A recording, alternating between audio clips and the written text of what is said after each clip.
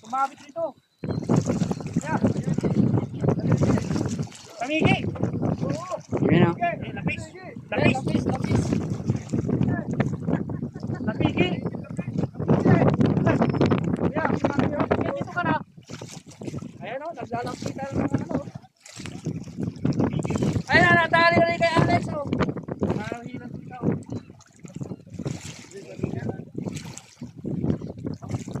Ayun o, lalaki o. Ayun o. Oh, Bro, ayun o. Lalaki o. Ito mo o. Lalaki o.